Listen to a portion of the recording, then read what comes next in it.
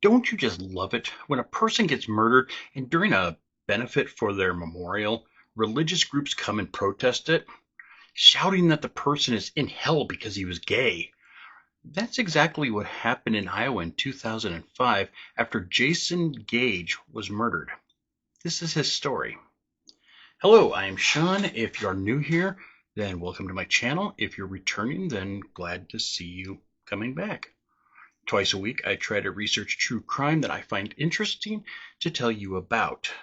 There is a lot of crime out there, and I just want the victims to be remembered because they need to be remembered.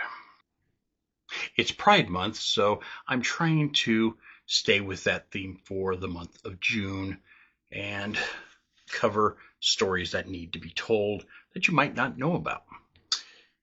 If you're not subscribed, please do so. It's free. I appreciate each and every one of you. And if you want to support me in one way or another, you can buy me a coffee. You can become a member. You can give shout outs, chat things, well, different things like that. And I'd appreciate it. So, if you have any idea for any future crimes, please feel free to leave a message and I will try to follow up on it.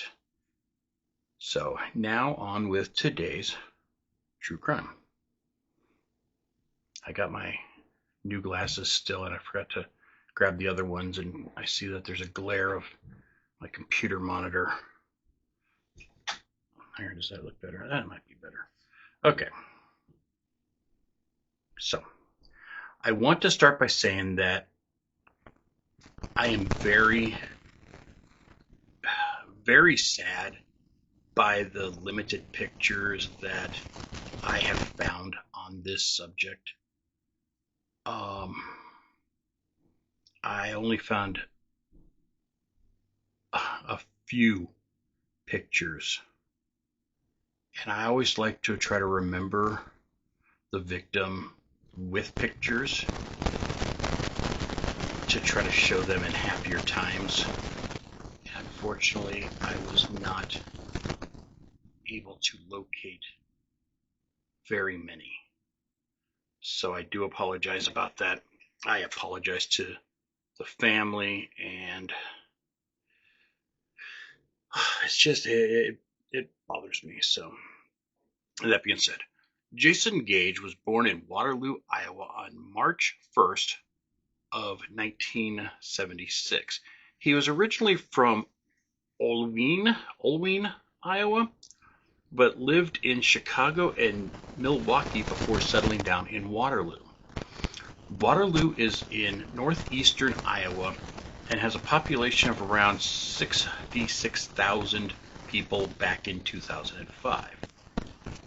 There was a decent LGBTQ community even back then, though it might still been a hush-hush thing. I got a couple different stories on it that it was out in the open, but that it was still kind of a private thing. Jason worked waiting tables in an Italian restaurant that was connected to the apartment building that he lived in. It was called the Russell Lampson Building. He was also enrolled in the College for Hair Design. His friends said that he had dreams of working in the big city salons. Jason was last seen alive on March 11th, 2005. He was in Waterloo's downtown bars, socializing with friends. He was last at a local gay bar called Kings and Queens before going to an after-hours party at the Times Bar. He was hanging out with 23-year-old Joseph Lawrence, not the actor Joey Lawrence, but Joseph Lawrence. Lawrence was from Seaford, Delaware. Before the age of 5, he was removed from his parents' home because of severe abuse and spent time in foster care before being adopted. He then moved to Maryland, New York, and Ohio. At the age of 16, he no longer wanted to be adopted, so he moved back into the foster care system. I didn't realize that was even a possibility, but especially if he was adopted. Uh, he then moved to Phoenix and then to New Mexico. In 2003, he moved to Cedar Falls, Iowa, which is essentially next door to Waterloo. He moved in with his girlfriend, Elizabeth Hosteler.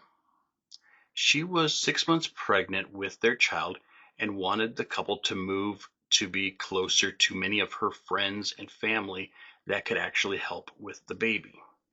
A week before March 11th, Elizabeth introduced Jason and Lawrence. She had known him for 2 years. That night, Jason and Lawrence were together at Kings and Queens when they went to the Times Bar. They left and walked to Jason's apartment, which was just 2 blocks away.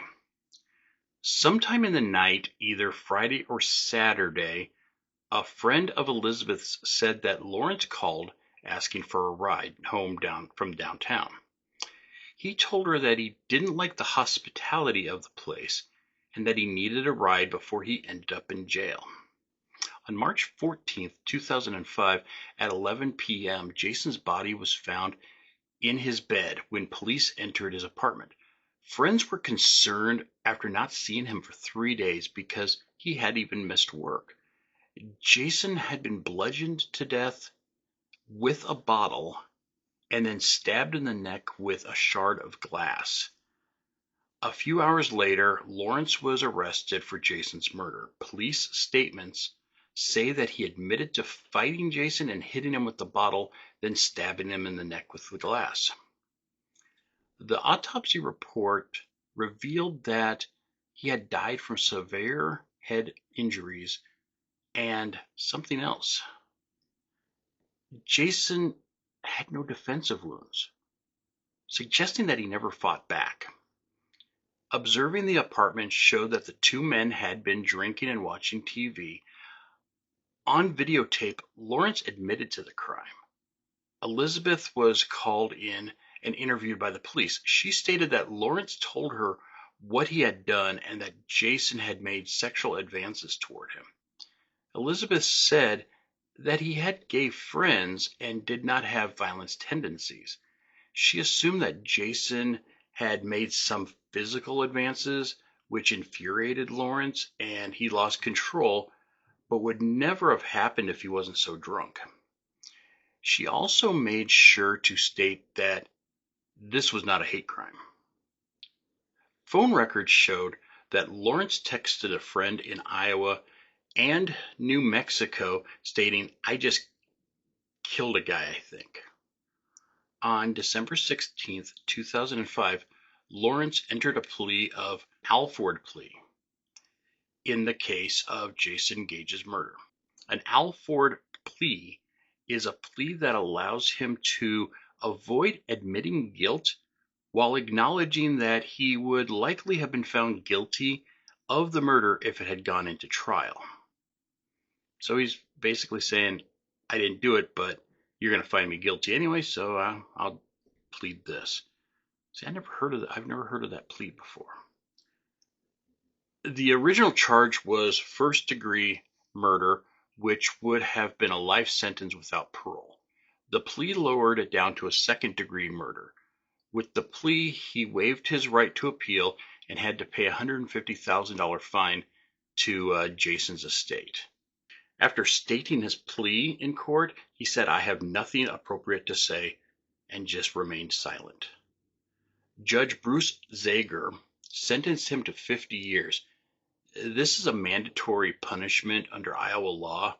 He will have to serve at least 70% of the sentence before he's eligible for parole.